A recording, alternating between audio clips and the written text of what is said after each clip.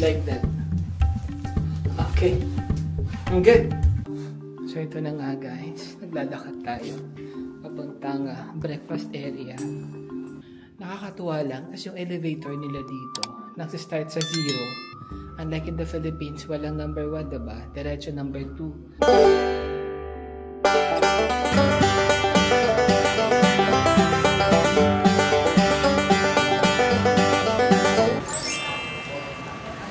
Guys, paalis na tayo. Oh my God! It's a surprise, guys. You see this? It's snowing! Woo! Woo! Woo! Oh my God! Oh my God! Video, friend! Oh my God! First time ko maka-encounter ng... Video, friend! Woo!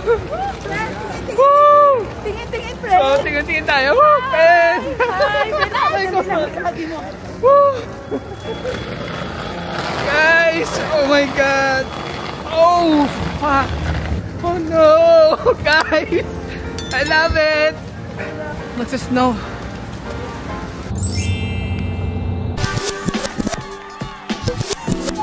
Guys, eto na. We are heading to Netherlands. First time natin maka-encounter ng ganito. And the best. Yung feeling na parang, you know, it's different for us. Sa McDonald's na lang tayo kasi mas parang walang bayad yung CR doon. Ang lamig sa paa. Madulas siya. Mag-ingat na lang tayo. So yun nga guys. Hindi na bayad.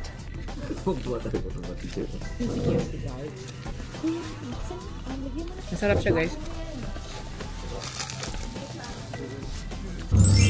Information. We will first go to the Van Gogh Museum.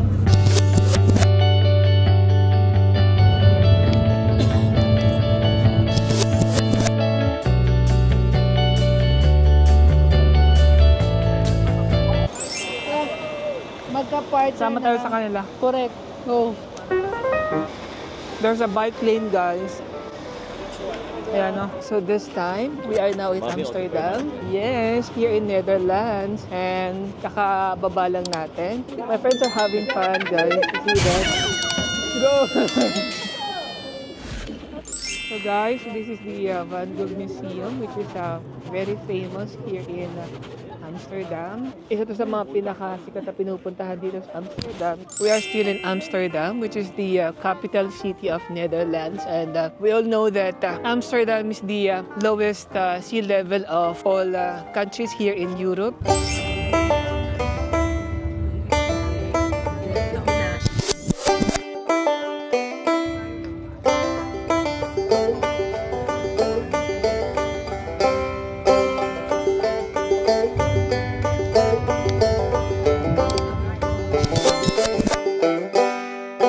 Careful with the bike daw. So, ingat-ingat lang tayo sa bike. Kasi mas madami daw yung bikes kaysa sa mga tao dito sa Netherlands. Stefano! Ay, baka.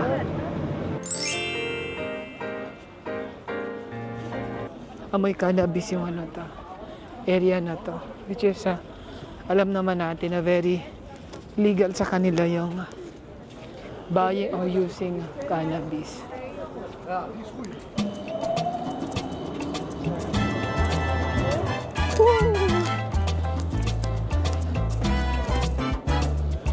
in here, ang daming kalapati guys. Paalam siya sa ano to. Sa Paris or France.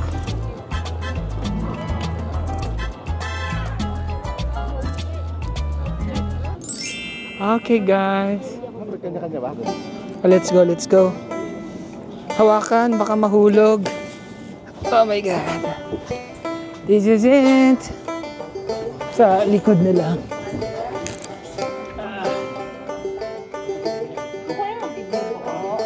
Sige. Alright. Ito.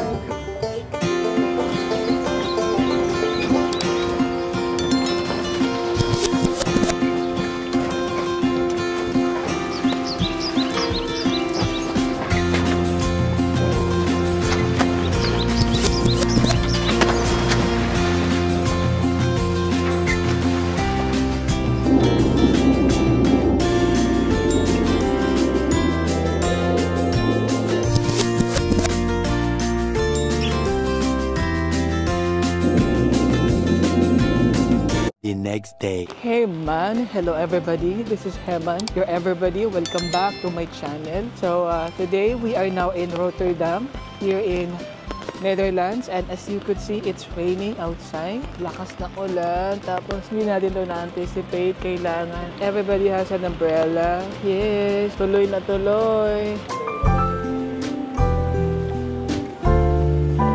Ang cute na mga design sa mga building sila. You see that?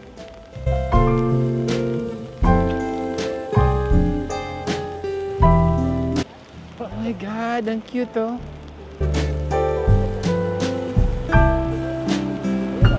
Tama yung mga structure ng houses sila. Talagang inspired by the cube shape.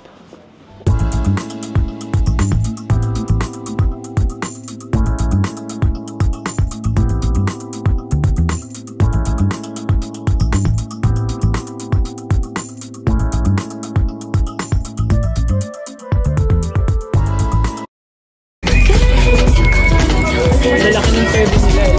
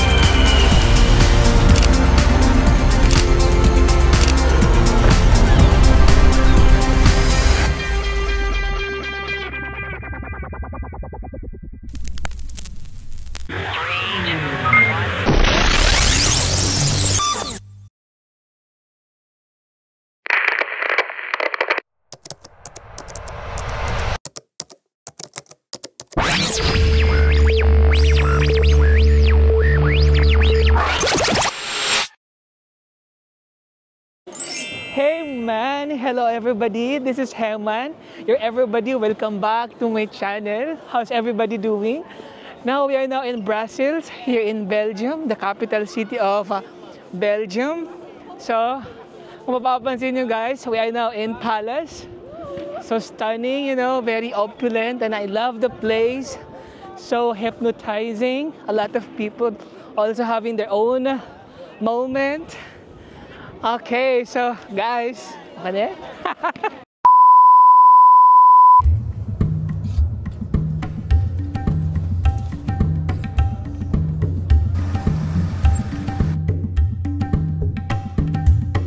Thanks God, it's not raining and there's a sun with us. God is good. They have a unique garden. See that? It's cool.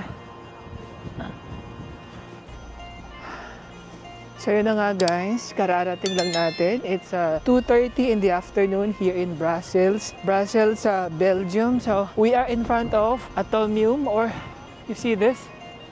Yes, that's the Atomium. It's you know, it symbolizes atom, just like a matter, you know. If Paris has an Eiffel Tower, the Belgium has an Atomium. Yeah, it symbolizes atom.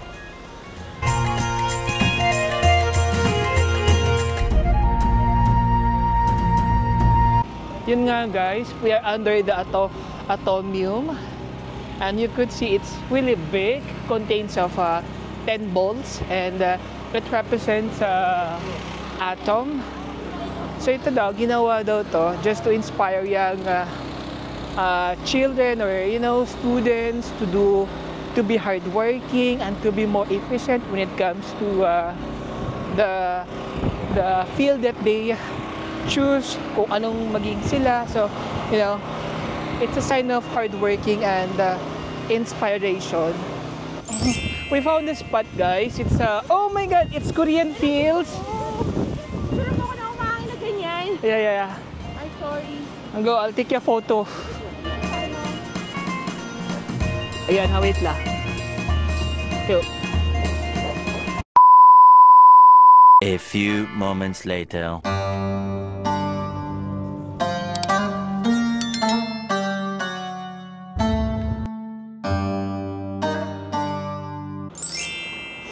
Sana ganito yung weather natin, no? Hindi masyadong malamig. Tapos may araw para at least maganda yung mga pictures natin. We are heading to Palace. Then we are looking for the mannequin piece.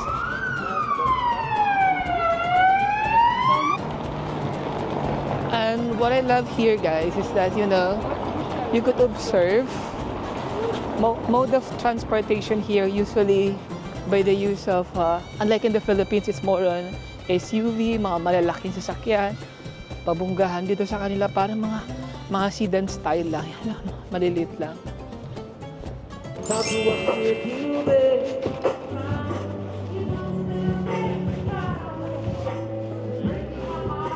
Galleries, Royales, Street, Hubbard.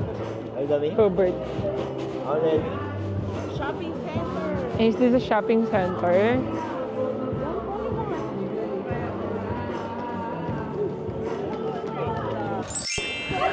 Oh my God, this is the palace, guys. I love it. A paradise on earth. Oh my God, so hypnotizing. Oh my God, you see this? Now, guys, we are talking. I love it here. Guys, so opulent.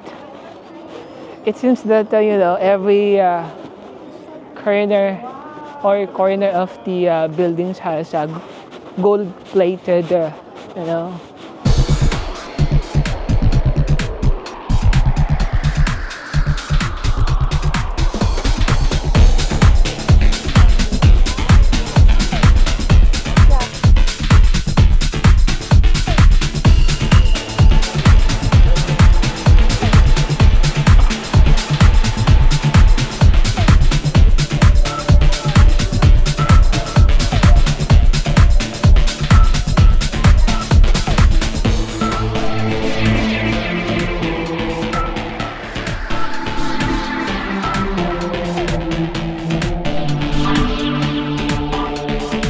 This time, we're gonna try what makes Brussels more interesting when it comes to their delicacies, their food, wine, or, you know, coffee. Okay. And here, guys, sikat ang Belgium sa paggawa ng Belgian waffle. Ayan na. They have different types. The way they make Belgian waffle, guys. Ayan. With chocolate and different types of Belgian, huh?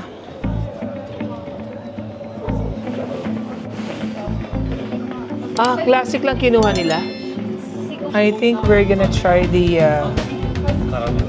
caramel. What's the caramel? This one?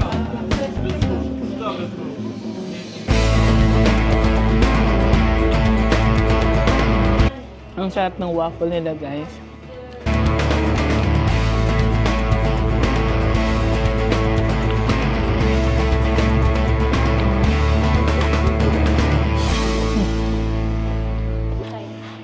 Napaka-sticky ng chocolate nila. Ang sarap. Alam mo talaga, original yung chocolate kasi para alam mo yung dumidikit sa lalamunan mo. So, tinatanggal natin yung caramel. So, yun na nga, guys. Nasa chocolate store tayo. And the thing is, bigay sila ng bigay ng free taste. And I love it. Ang sasarap ng mga chocolate nila dito.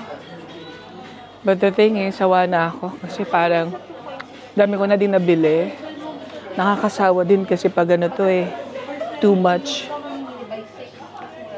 So, ito puro chocolate yung mga binibenta nila. The others, pwede kang mag-free taste. Ayan lang.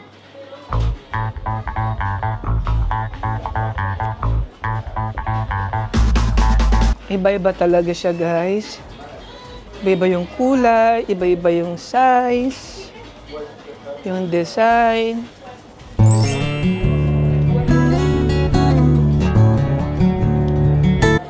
So guys, yun na nga. Sa likod natin is the mannequin piece, which is most symbolizes of Belgium, Brussels, or iconic. Oh, maliit lang siya. Yeah, very good. Tapos ang daming mga establishments dito. Pwede kayong kumain. You may try the waffle or chocolate. Ay, saan? Ayun. And, speaking of holiday, oh my God, they're celebrating the sense of, Christmas spirit.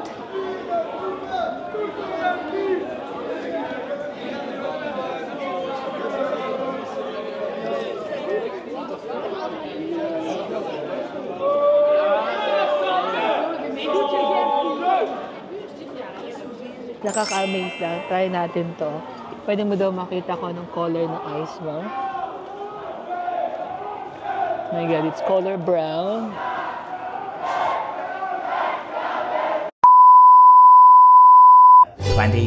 Hours later. It's snowing, guys. We are here in Belgium, snowing. It's raining and snowing. Lamig! It's hard.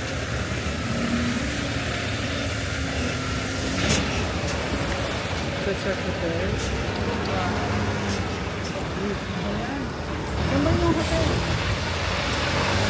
So, what's up everyone? Kararating lang natin. So, ito nang I'll be giving you a quick tour in my room. So, this is room 101. Which is mag-isa tayo today, and I love it because we are good when we are in one bed. So this is my bed. It's good for 2 persons. Yes.